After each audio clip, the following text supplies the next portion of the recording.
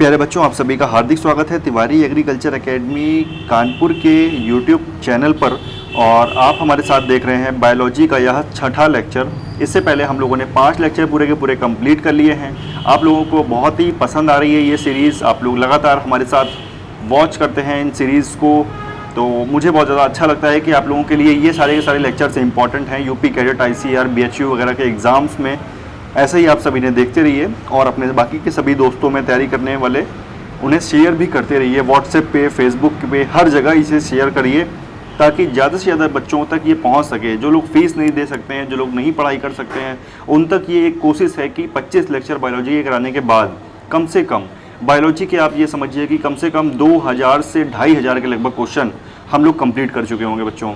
तो आप लोग ऐसे ही बने रहिए हमारे साथ। जिन लोगों ने अब तक ऑनलाइन टेस्ट सीरीज़ को नहीं ज्वाइन किया है वो आज ही प्ले स्टोर पर जाएं, वहां से ऐप इंस्टॉल करें तिवारी एग्रीकल्चर एकेडमी की, और आप 9235 1260 64 जो कि यहाँ पर नंबर दिया हुआ है 9235 1260 64 पर व्हाट्सएप करें। व्हाट्सएप करके आप हमारी ऑनलाइन टेस्ट सीरीज को ज्वाइन कर सकते हैं, ठीक है। बाकी आपको पढ़ाई से जुड़ी किसी भी तरह की कोई समस्या आती है, किसी स्टूडेंट्स के पास किसी तरह की कोई प्रॉब्लम हो, फीस सबमिट से ना कर पा रहा हो, या फिर ऐसी कोई भी प्रॉब्लम आ रही है पढ़ाई से जुड़ी, तो आप मुझे इस नंबर पर व्हाट्सएप कर सकते हैं। आपकी प्रॉब्लम ज़रूर समझी जाएगी, ऐसी कोई बात नहीं है। तो आज हम लोग टॉपिक देखेंगे आवृत्त बीजियों की वर्ग की टॉपिक देखेंगे। चलिए शुरू करते हैं बच्चों। लास्ट तक बने रहिएगा और इसे शेयर और लाइक जरूर करिएगा। आप लाइक नहीं करते हैं बहुत से स्टूडेंट्स, वीडियो को लाइक जरूर कर दीजिए। तो आइए दोस्तों स्टार्ट करते हैं आज आवृत्त बीजियों की वर्ग की टॉपिक, ठीक है। इसमें हम लोग करेंगे पहला क्वेश्चन। दोस्तों आज का लेक्चर स्टार्ट करने से पहले आपसे कह दूं कि अगर आप लोगों ने हमारे वीडियोस को नहीं देखा है पूरा कंप्लीट अभी इससे पहले वाले, तो आप डिस्क्रिप्शन बॉक्स में जाके वहाँ से बायोलॉजी की प्लेलिस्ट चेक कर सकते हैं, फिजिक्स चेक कर सकते हैं, और कंप्यूटर भी मैंने पढ़ा रखा है जो कि सभी एग्जाम्स में आते हैं 1-2 क्वेश्चन। तो ये क्वेश्चन आए हुए भी हैं और आगे भी आएंगे, तो आप इन्हें वहाँ से ज़रूर कर लें। आइए स्टार्ट करते हैं आज का लेक्चर। पहला क्वेश्चन क्या है, निम्नलिखित में से किसे वर्गीकी का जनक कहा जाता है। तो निम्नलिखित में से लीनियस को वर्गीकी का जनक कहा जाता है। ये मेरे पहले वीडियो में है, बायोलॉजी के पहले वीडियो में मैंने बताया था आपको, ठीक है। दूसरा क्वेश्चन देखिए क्या है, सिस्टमा नेचुरे पुस्तक किसने लिखी। सिस्टमा नेचुरे पुस्तक लीनियस की ही है, ठीक। आगे देखिए क्वेश्चन नंबर 3।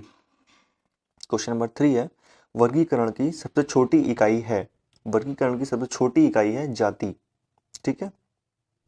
वर्गीकरण की सबसे छोटी इकाई है जाति। अगला क्वेश्चन क्या है देखिए, क्वेश्चन नंबर 4, आलू किस कुल से संबंधित है। आलू किस कुल से संबंधित है। तो आलू सोलेनेसी कुल से संबंधित है।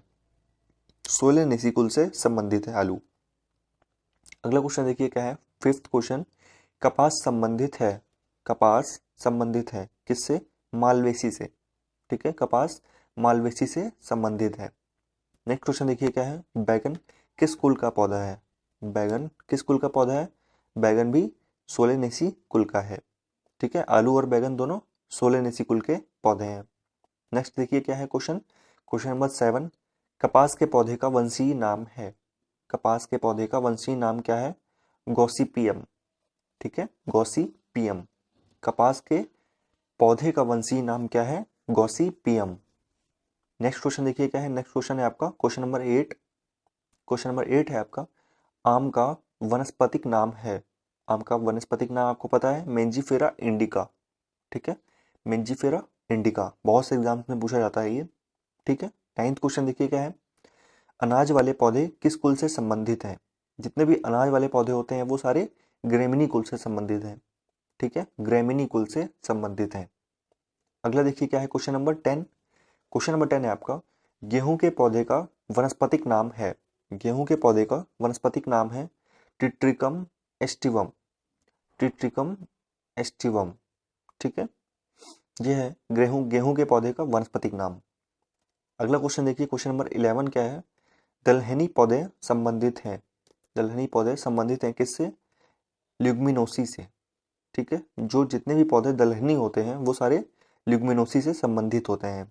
इससे पहले मैंने आपको भी बताया था कि जितने अनाज वाले होते हैं वो ग्रेमिनी से होते हैं, और जो दलहन वाले होते हैं वो ल्यूग्मिनोसी से संबंधित होते हैं, ठीक है। आगे देखिए क्वेश्चन नंबर 12। क्वेश्चन नंबर 12 है आपका, सबसे बड़ा कुल है, सबसे बड़ा कुल है कंपोजिटी, ठीक है, सबसे बड़ा कुल है कंपोजिटी। अगला देखिए क्वेश्चन नंबर 13, क्वेश्चन नंबर 13 है आपका, मूंगफली का वनस्पतिक नाम होता है, मूंगफली का वनस्पतिक नाम होता है अरेकिस हाइपोजिया, ठीक है, मूंगफली का वनस्पतिक नाम होता है अरेकिस हाइपोजिया। अगला क्वेश्चन देखिए क्या है, क्वेश्चन नंबर 14, क्वेश्चन नंबर 14 है आपका, चाय के पौधे का वनस्पतिक नाम है, चाय के पौधे का वनस्पतिक नाम क्या है, थिया साइनेसिस, ठीक है, चाय के पौधे का वनस्पतिक नाम क्या है, थिया साइनेसिस। आगे देखेंगे क्वेश्चन नंबर 15, क्वेश्चन नंबर 15 है आपका, तैल बीज वाली फसल किससे संबंधित होती है, तैल बीज वाली संबंध किससे संबंधित होती है, क्रूसीफेरी से, ठीक है, तेल बीज ऑयल सीड्स वाली फसलें क्रूसीफेरी से संबंधित होती हैं। इससे पहले मैंने आपको बताया था अनाज वाले पौधे किस कुल से संबंधित हैं, ग्रेमिनी से, दलहन वाले पौधे ल्यूमिनोसी से, और ये अब ऑयल सीड्स वाले क्रूसीफेरी से। चलिए नेक्स्ट क्वेश्चन देखिए, क्वेश्चन नंबर 16 क्या है, मटर पौधा है, मटर है साग, ठीक है, मटर पौधा है साग। आगे देखेंगे क्वेश्चन नंबर 17, क्वेश्चन नंबर 17 है आपका, सबसे लंबा जीवित वृक्ष है, सबसे लंबा जीवित वृक्ष है कौन सा, सिकुआ, ठीक है, सिकुआ जो है सबसे लंबा जीवित वृक्ष है। आगे देखिए क्वेश्चन नंबर 18 क्या है, एट्रोपा बेलाडोना के किस भाग से बेलाडोना औषधि प्राप्त की जाती है, एटोपा बेलाडोना के किस भाग से बेलाडोना औषधि प्राप्त की जाती है, तो पत्तियों से, ठीक है, पत्तियों से प्राप्त की जाती है। अगला क्वेश्चन देखिए क्या है, क्वेश्चन नंबर 19, एफेड्रा पौधे का कौन सा भाग एफेड्रिन औषधि उत्पन्न करता है, एफेड्रा पौधे का कौन सा भाग एफेड्रिन औषधि उत्पन्न करता है, तो तना, ठीक है, तना जो है वो एफेड्रिन औषधि उत्पन्न करता है। अगला देखिए क्वेश्चन नंबर 20 क्या है, कपास के रेशे होते हैं, कपास के रेशे कैसे होते हैं, बीजों के अधिचर्मी रोम, ठीक है, कपास के रेशे होते हैं बीजों के अधिचर्मी रोम।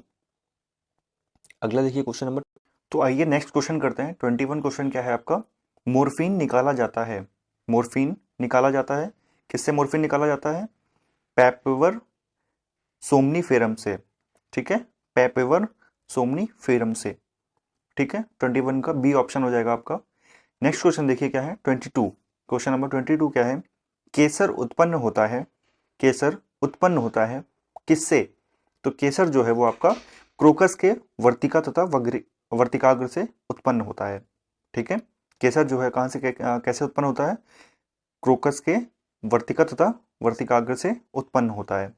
आइए नेक्स्ट क्वेश्चन देखिए क्या है, क्वेश्चन नंबर 23 क्या है, भोजपत्र उत्पन्न होता है, भोजपत्र उत्पन्न होता है किस कैसे, बेटुला की छाल से, ठीक है, भोजपत्र जो है बेटुला की छाल से उत्पन्न होता है।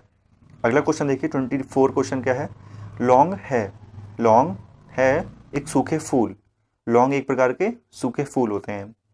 अगला क्वेश्चन देखिए क्या है, फूल गोभी के पौधे का कौन सा भाग खाया जाता है, 25 का फूल गोभी के पौधे का कौन सा भाग खाया जाता है, तो पुष्पक्रम जो होता है फूल गोभी का उसे खाया जाता है।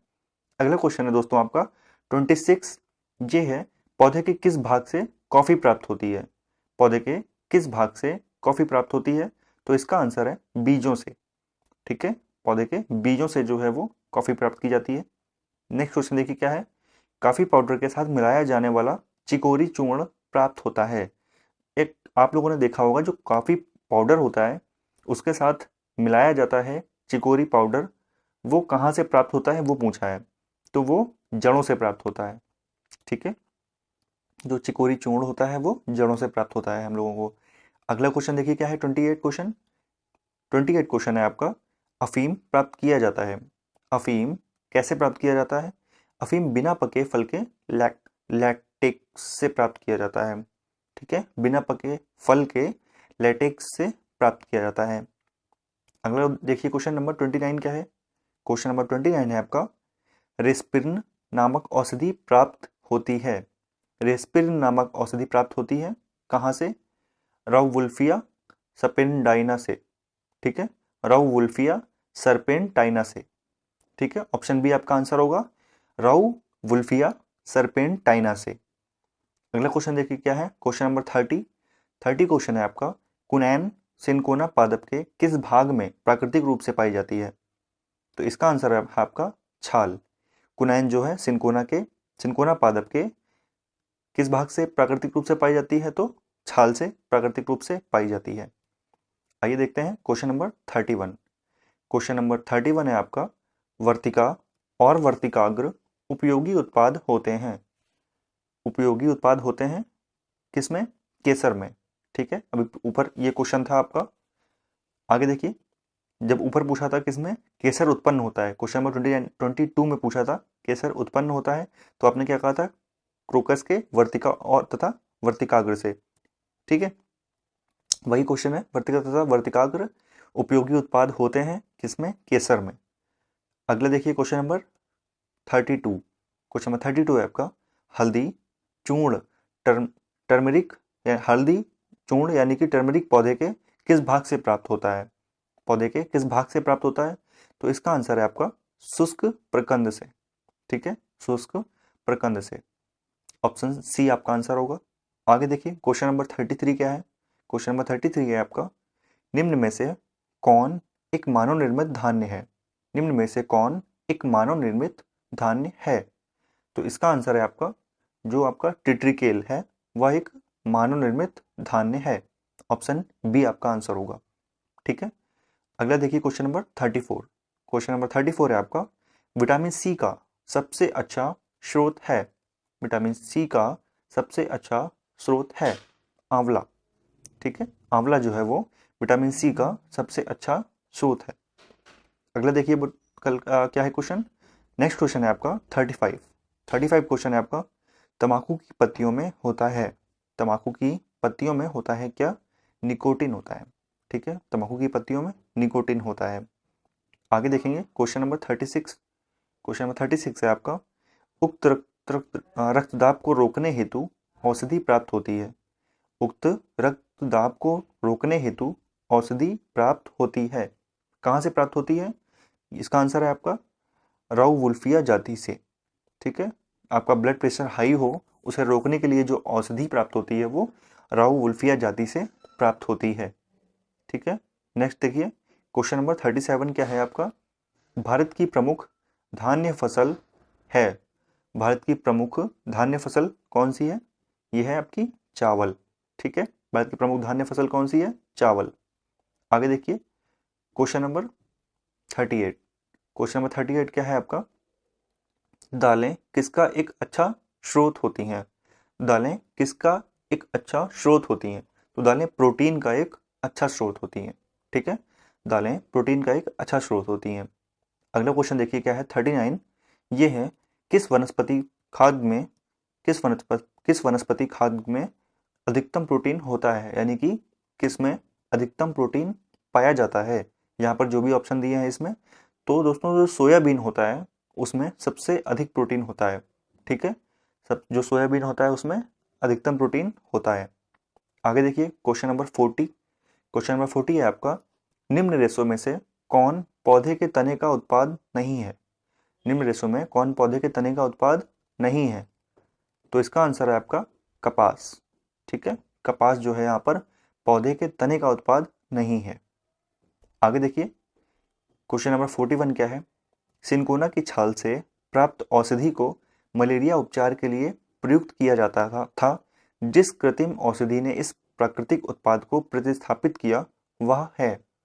क्वेश्चन को एक बार फिर से पढ़ लीजिए, सिनकोना की छाल से प्राप्त औषधि को मलेरिया उपचार के लिए प्रयोग किया जाता है।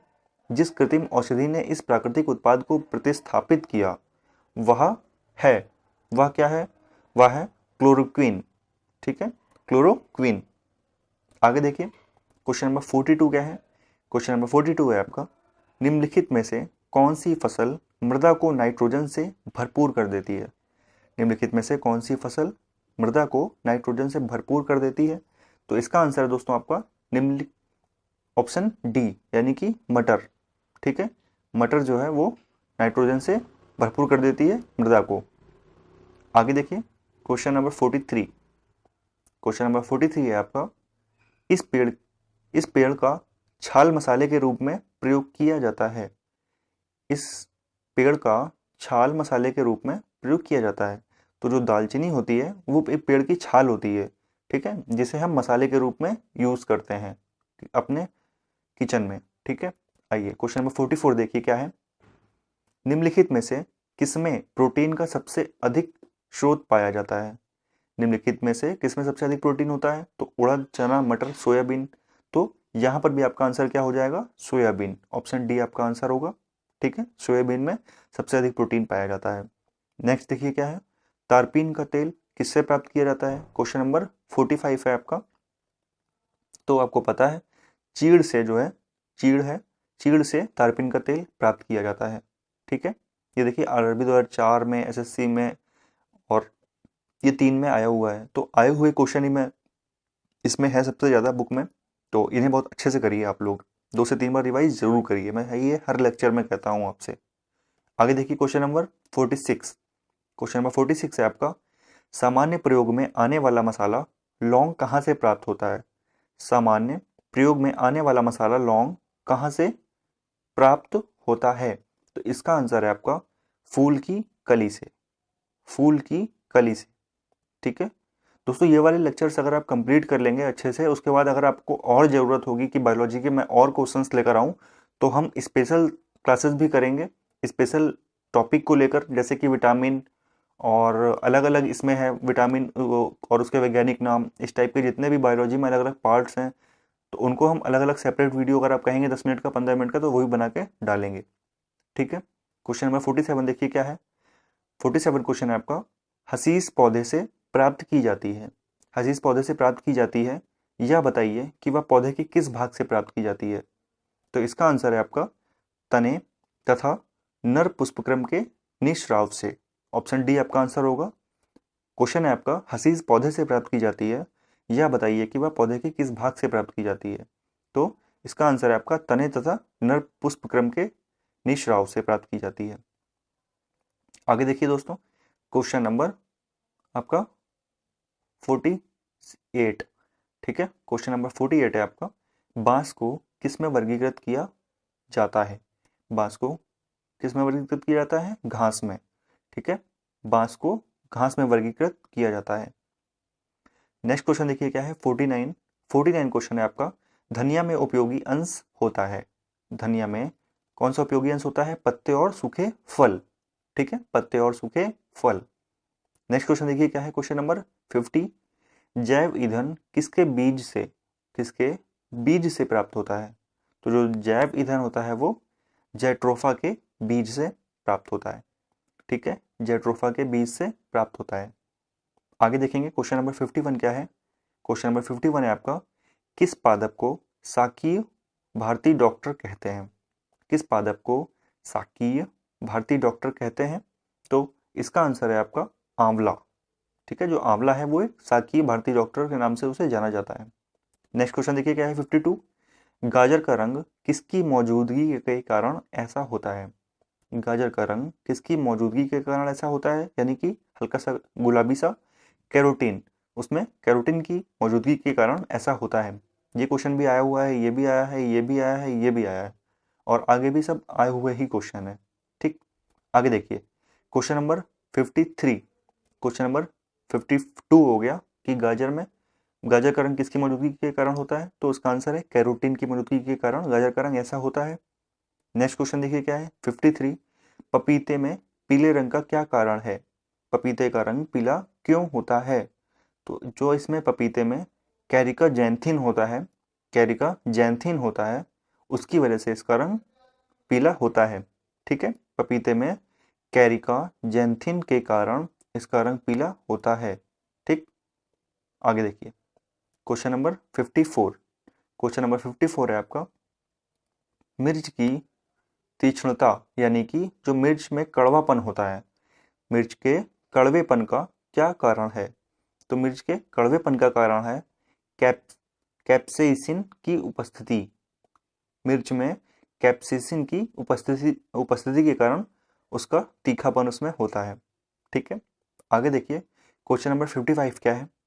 क्रिकेट के बल्ले बनाने के लिए निम्नलिखित में से किस लकड़ी का प्रयोग होता है या किया जाता है? तो क्रिकेट के बल्ले बनाने के लिए दोस्तों सैलिक्स परप्यूरिया का प्रयोग किया जाता है।